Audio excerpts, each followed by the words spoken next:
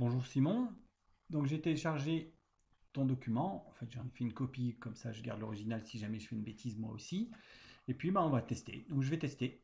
Donc pour tester, une fois qu'il est chargé, j'utilise l'exécution, donc j'exécute, on va déjà voir s'il y a des erreurs de syntaxe.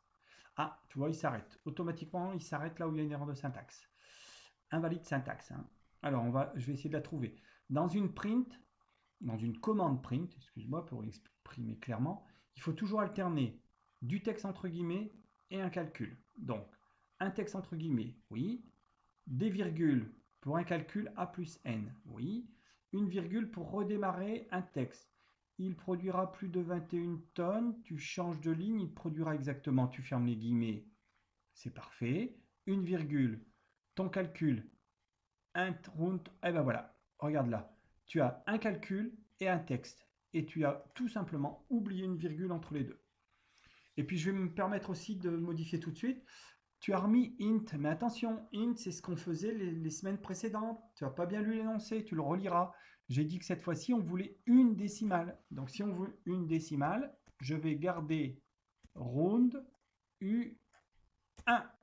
Je veux une décimale. Ok, tu as fait la même erreur ici, je la corrige. Round U1. Et je supprime une parenthèse, voilà. Donc je vérifie ici aussi, des guillemets, virgule N, un texte entre guillemets, virgule, un nombre arrondi, virgule, un texte entre guillemets. Là, tu avais bien respecté la syntaxe. Alors je recommence, j'exécute. Pas d'autre erreur de syntaxe. Je vais nettoyer cette partie-ci, clic droit, tout effacer. Et puis maintenant, je vais tester. Donc je commence à taper QUA, il me propose quantité de maïs. J'ouvre une parenthèse. Le calcul que je vous demandais, c'était 5, quantité de maïs, au bout de 5 ans. Alors, au bout de 5 ans, après 5 ans, il produit, après 5 ans, il produit. Oh là là, c'est quoi cette histoire là? C'est quoi cette histoire? C'est toujours 5, 5, 5, 5, 5. Pourquoi c'est toujours 5? Parce que tu as mis n. Or, n, c'est 5. Ce qu'il faudrait mettre, si ton print ici se trouve dans ta boucle, la valeur qui change dans la boucle, c'est le petit i. Ça veut dire que si tu le mets, si tu veux qu'il mette après une année, il produira, après 2 années, il produira, etc., etc. Ce que tu dois mettre ici, c'est pas n qui lui est toujours égal à 5, mais c'est i. C'est ce que je vais faire. Je mets i. J'exécute. Je reviens ici. Je te l'avais déjà montré, je crois, hein. Toi, il suffit de cliquer dans la partie console, flèche vers le haut et de réexécuter. Et cette fois-ci, tu vois, il me met bien après une année, il produira, après 2 années, il produira. Ce sont les bons résultats. Au début, ils sont réguliers, c'est après qu'ils ne sont pas réguliers. Alors, si je veux justement vérifier une valeur qui n'est pas régulière, bah, par exemple, au bout de 18 années, j'avais vérifié, je l'ai noté quelque part, on doit être à 27,2. Donc, je vais refaire flèche vers le haut, et au lieu de 5, je vais mettre 18.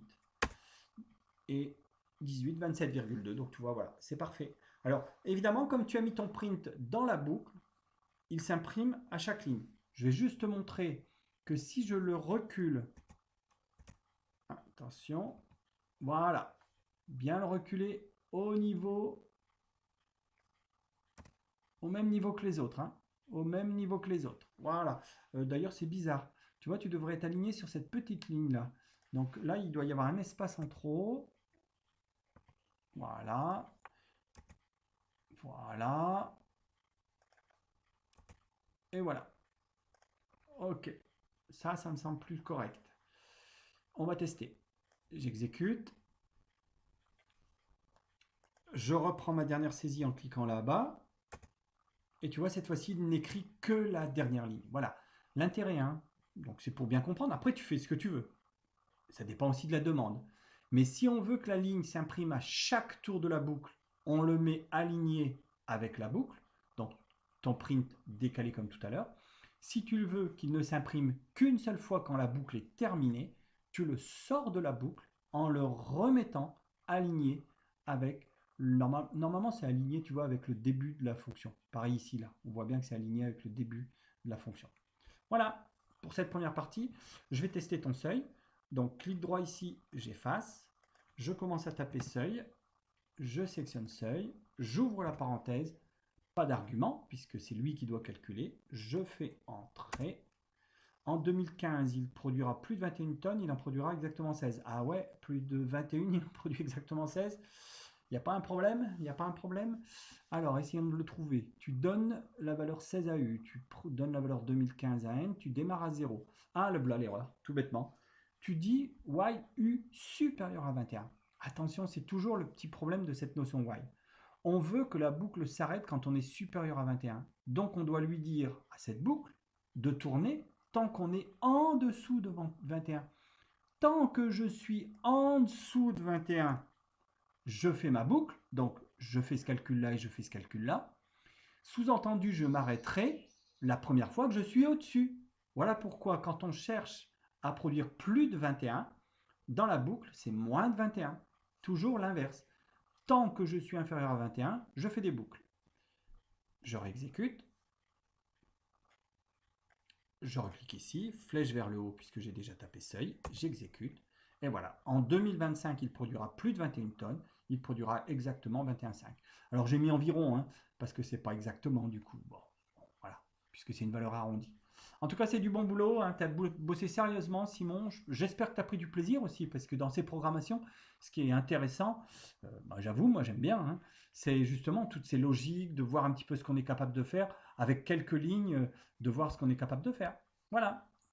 Et bien, bonnes vacances à toi, et à bientôt.